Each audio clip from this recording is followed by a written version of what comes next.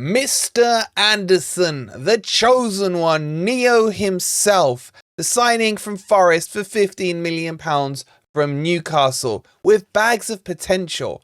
But this leads me to one simple question. Where and how does he fit in to Nuno's style? Welcome to the lineup with Mr. Anderson.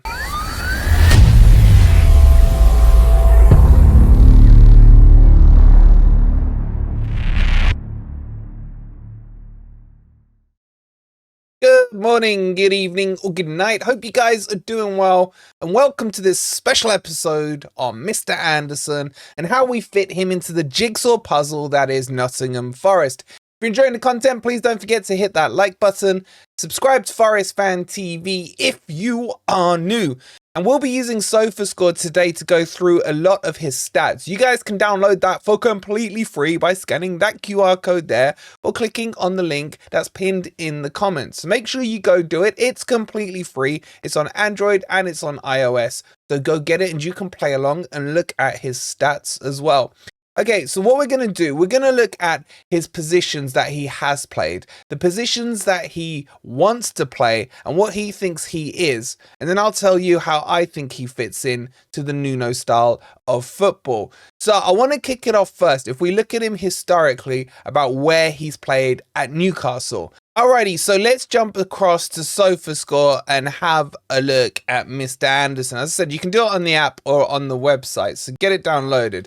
We just search for Elliot Mr. Anderson himself. And what I want to start by showing you guys is the positions they think he should be playing in. And they've got him down, as you can see here, as an attacking midfielder or a midfield central. Now, that's also what he wants to play in. In terms of his balance, in terms of his stats and what he's good at and what he's a bit weak in, you got the old pentagram there that shows you. Attacking wise is his highest, creativity is his highest stat at 64. Then you've got attacking, then you got his technical ability. And when it comes to tackling and defending, those are his weakest stats. However, I don't actually necessarily agree with that, but we'll talk about that in a second.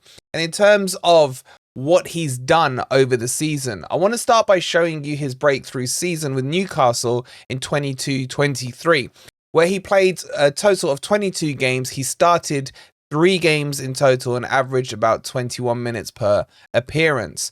Now, he didn't get much goals or assists. In fact, he got none in that season, but his passing accuracy was okay at 78%. Where I want you guys just to remember here is in terms of his fouls and his tackles and his tackle success rates. So if you look here, he's averaging 0.3 fouls a game. And if you look at his tackles per game up here, it was 0.5 per game. So that's his first season. Well, he had a couple of games a season before, but they're irrelevant. And if we look at the heat map, you see it's a bit scattered all over the place, but predominantly starting to display it across the left-hand side. Because at Newcastle, he was playing a lot of the times as a winger out wide of the midfield 3, for example. And if you move that forward into last season, you'll see there's a huge change in the heat map. And predominantly, most of his work is done down that left-hand side channel. You can see his game times per minute has improved. He started 10 ahead of 3 the season before, and he's playing 49 minutes on average as opposed to 21 minutes. His XG for goals is about 1.54, but he didn't get any. I think he had one disallowed against Forest. I can't for the life of me remember it. His shots per game are 0.2, so quite low. And then I want to just bring it down to this pass accuracy rate per game. You can see it increased up to 83% from 78%, so a 5% increase, which is a good sign as well because he was playing more games. So you could just by the fact that he's played more games expect that to have gone down a bit, but instead it's gone up. And I think we've seen a bit of a range of his passing in a couple of pre-seasons already. Now, in terms of his defense, there's a bit of a stat change here. If you look at his fouls, they've increased to an average of 1 per game, as opposed to 0.3 the season before. And if you look at his tackles per game, they've gone up significantly to 1.1. And this is because he was starting to be moved towards the center of the pitch at his time from Newcastle, from being out wide on the left. And we do know that he wants to do this. But we know ideally as well, his favoured position will be where Morgan Gibbs-White plays. He's actually come out and said it after I think it was the Chesterfield match, when he was asked what position he would like to play. And he did quote there that he would like to play in that 10/cam role. So it's quite interesting to see the evolvement of him.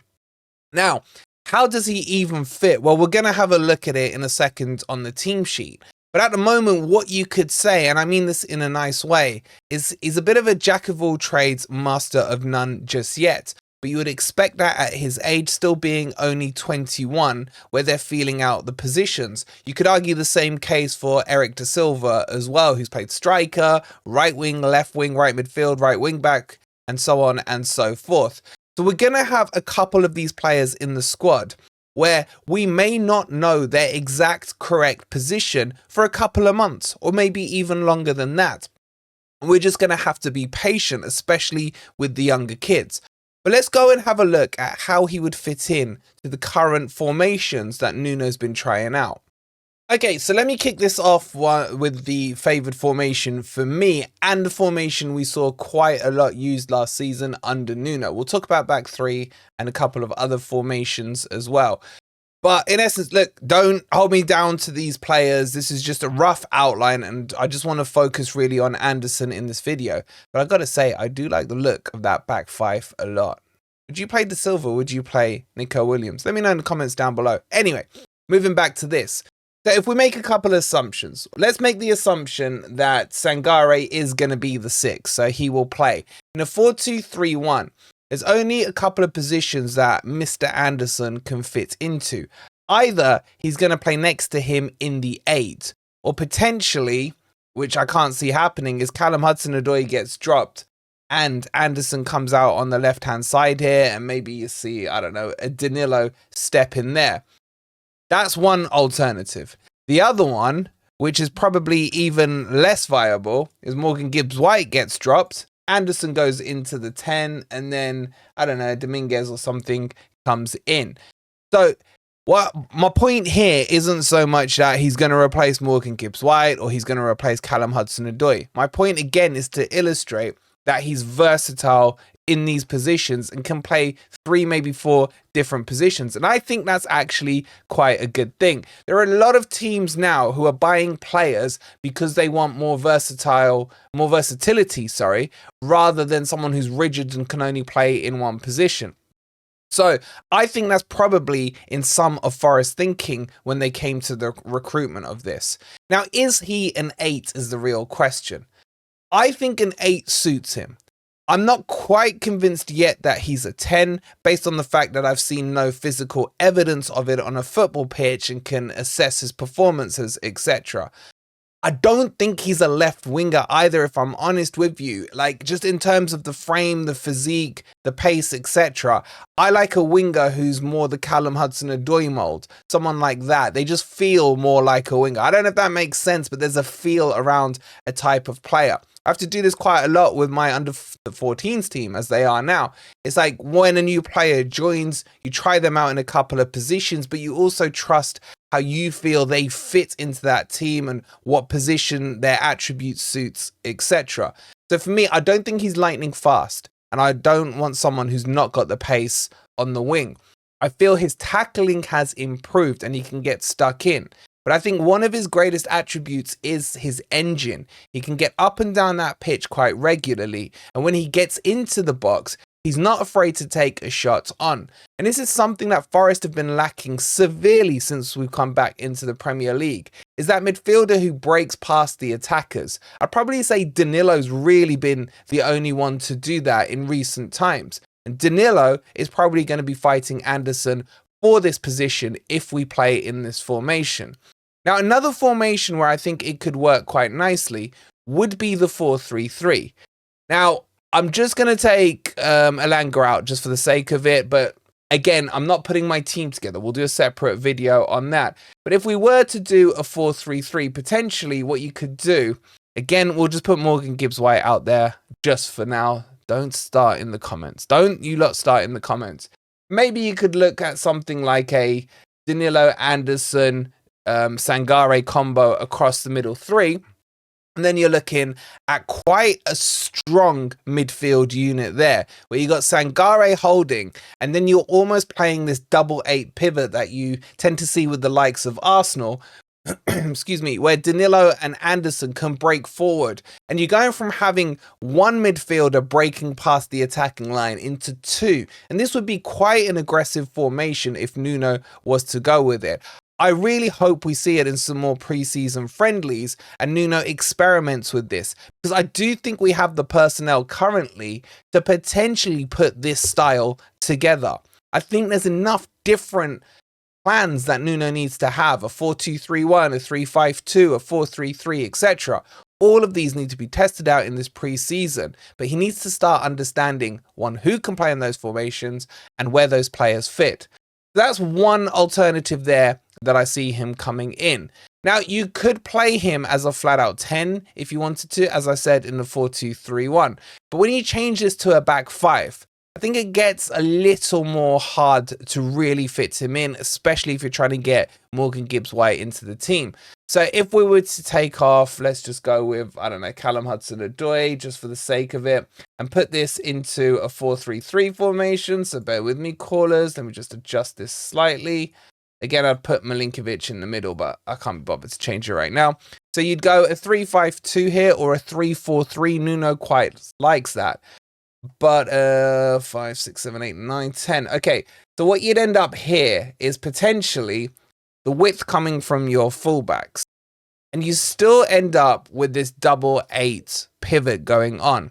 Because the problem again is going to be Morgan Gibbs-White and Anderson. They're going to be a bit too similar. You could almost argue it's going to be a case of what we saw in the Euros with Foden and Bellingham both trying to be fitted into the same team. And it may not work unless Anderson, who will be, you know, have to be the lesser player or the less predominant player because Morgan Gibbs-White has more credit in the bank with Forest.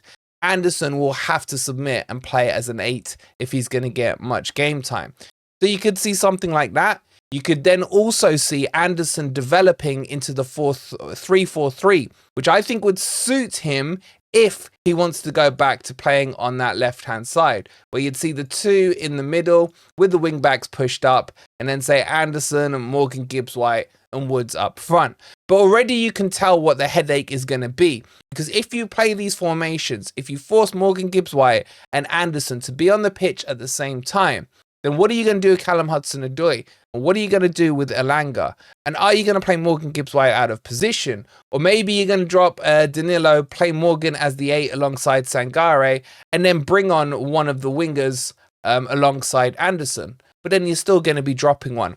So these are all good headaches that Nuno's going to have to deal with come this preseason. And that's why I think it's important that we see more and more different formations used. And as we get closer to the start of the Premier League, he needs to start really nailing down on who his starting 11 is, and they need time on the pitch to gain that chemistry.